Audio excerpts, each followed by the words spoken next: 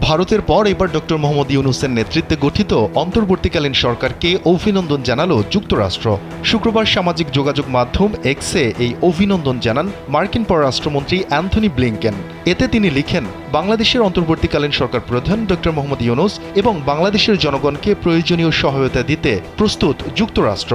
তিনি বলেন, ডক্টর ইউনূস শান্তি প্রতিষ্ঠার যে আহ্বান জানিয়েছেন তা সমর্থন করে যুক্তরাষ্ট্র। আগামীতে বাংলাদেশের সঙ্গে কাজ করতে ওয়াশিংটন প্রতিশ্রুতিবদ্ধ বলেও পররাষ্ট্রমন্ত্রী ব্লিংকেন উল্লেখ করেছেন। তিনি বলেন, বাংলাদেশের জনগণ একটি গণতান্ত্রিক ও সমৃদ্ধ ভবিষ্যতের স্বপ্ন দেখে। এর আগে অন্তর্বর্তীকালীন সরকারকে আনুষ্ঠানিকভাবে অভিনন্দন জানায় যুক্তরাষ্ট্রের পররাষ্ট্র দফতর। কালার এক্সপার্ট, জর্জ স্যাপ এবং মাইল্ড অন হ্যান্ডস টেকনোলজি সমৃদ্ধ অরিক্স ক্রিস্টাল ওয়াশ আপনার লন্ড্রি এক্সপার্ট। বৃহস্পতিবার নিয়মিত সংবাদ ব্রিফিংয়ে এই অভিনন্দন জানান দফতরের মুখপাত্র ম্যাথিউ মিলার।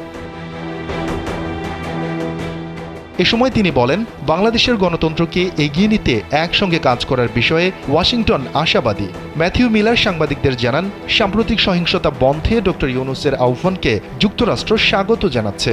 বলেন, অন্তর্বর্তীকালীন সরকার ও ডক্টর ইউনূস বাংলাদেশের জনগণের জন্য একটি গণতান্ত্রিক ভবিষ্যৎ তৈরি করতে চায়।